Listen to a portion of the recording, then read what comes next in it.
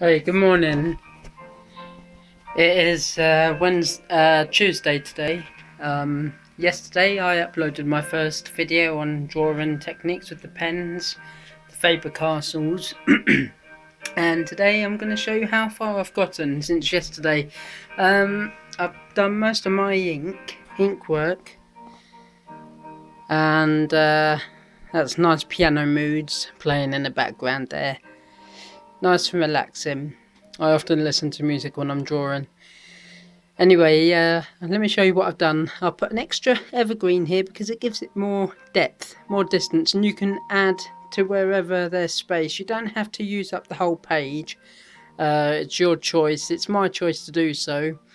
The tree down here is darker than the trees at the top because the tree here is at the foreground and it's at the bottom, and it's darker at the bottom, of course. As you can see, I've added colour to the trees, the evergreens in the distance, and I've also done a nice bit of autumn moss here, and these trees are going to be autumny, nice and fiery and red. I'm going to upload another video after this one, just to show you the finish afterwards. But let me show you what I'm going to do today. I've done here a nice purple and blue, what they call lavender and light blue colour for the waterfall, and I've put a nice bit of steam and a nice, I don't know if you can see it there, but a nice bit of rainbow there, because you often get rainbow in waterfalls, and it's more than likely when a waterfall falls that far you're going to get like the odd steam and foam. And once again, we're using Derwent pencils. Derwent are very strong, and I'm going to show you here what I'm going to use. And also, a bit of information, always, if you can, don't try and draw or colour vertically like that, because it'll just wear away the nib. So you want it nice and flat, and hold it just like that. Your thumb here, your index finger at the top. Hold it flat, and let me show you here what I can do. Just a nice bit of shadow here going around that rock. It all comes together with a bit of colour, and it looks more noticeable as a drawing. And of course, let me tell you something about my great-grandfolks. My great-grandparents, they're in their 90s, bless them. And my great-grandfather is an artist himself. He doesn't do as many paintings or drawings as he used to, but I have to give thanks to him because he's always been an inspiration to me when I was younger. And as a kid, I used to peer over his shoulder to see how he used to draw. And he always used to say, "Ben, trees hang over. Trees are not mushrooms on sticks. You have to give trees form, give them life, and you have to make it as if a bird can fly through it. Make it open." And that's what I remember, and I have to give thanks to my great-grandfather. He's still alive. He's 93, God bless him, and he's a nice fella. He's okay. My great-grandmother, of course, she's 94, and I've got a lovely family. I have to give credit to my family because they've always been encouraging. My aunties, my mum, my nan and granddad here who I live with. My nan and granddad. So I'm just laying out a nice shading colour, a nice bit of purple, because I just want to remain purple at the moment, because the purple will give it feeling. You can leave it like lighted up the top here because it gives it form. And it shows just like up here. I've left it up here light. I've just put a touch of yellow just for the sun to gleam down. And it just gives it form. So of course I've coloured here the footpaths of the cliffs at the top. And I've put a nice little deer in there. So he's looking over all these waterfalls, watching them happening. But I've got a lovely family. I've also got a lovely dog, a lovely Springer Spaniel dog, and she's a good girl. And we've got a cat as well. And I know then, you know, it's nothing to do with what I'm doing, but I love giving my family credit. My family have my works of art hanging up on their wall. My mum, my nan and granddad, of course. So anyway, what I'm doing, as I say, I'm holding it flat like that. And holding it flat gives a nice smooth texture to your picture. And I'm making it darker down here, down this bit here, because it gives it depth, it gives it distance. And I will come back to that.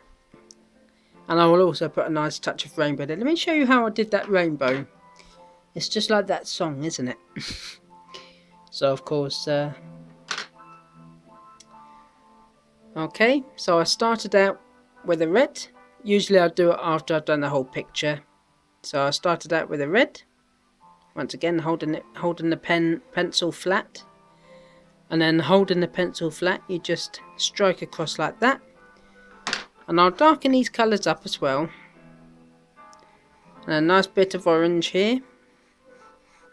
And I'll add a nice touch of cadmium yellow. Cadmium yellow is very, very good. It's very sublime. It's a lovely colour.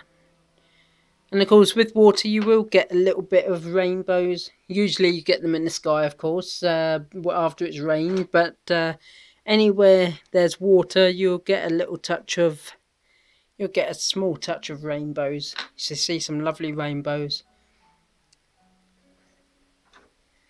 And of course, here we go, a nice bit of purple.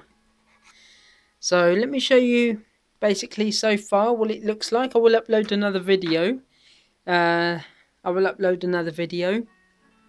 And once it's nearing at the end.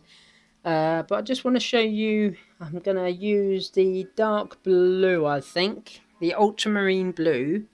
And I'm just going to show you that I usually use a dark blue for shadows of my trees, because it gives the effect that there is shadows there, and then you can go over any colour you want. So these are going to be autumn trees, but you can still do a nice, holding it flat, I'm just pressing down quite hard. And basically, there we go. And it will all come together once it's all finished, and then you can do finishing touches. But we'll get onto that on the third video. Yeah, we'll upload a third video. So I'm just, basically, this is just a shadow background colour. It's my base colour, as I'll call it. As I said yesterday, drawing is a therapy and it makes people happy. And as Bob Ross, the painter, says, he was a lovely painter, he was. Oh, he was magnificent. And I often watch him on YouTube, and he always says painting or drawing should make you feel happy inside. And it should make you feel happy, and it's an individual thing. So basically, that's my background colour. That's my base colour. And as it's an autumny picture, I'm going to use a nice spectrum orange. Holding the pencil flat. Once again, holding it flat, you're saving your pencil and it's making your pencil last longer. However, if you do it like this, if you do it like that, once again, the nib, the actual bit here will fade away and it'll all look rough at the end. So it's just a tip, really. Just try and if you can, hold the pencil flat and you get more of an effect. And it helps, really. But I've got to thank my great-grandfather. He's very good painter. He used to do some lovely paintings. So I will upload another video and let you know how I'm getting on, and just to show you more techniques that you can do. And just before you go, I'm going to show you here just cadmium yellow. And up here, a bit of cadmium yellow just to shine that sun through, see? And I will shine a nice bit of sun through once I've finished the actual picture. Holding the pencil flat. Try and hold it flat. But I do recommend the Academy Derwents. They're very, very strong. Once again, the Faber-Castell pens as well. Watch your shadings. On my last video, different shadings of pens. So I will see you again, and thank you very much. Okay, bye.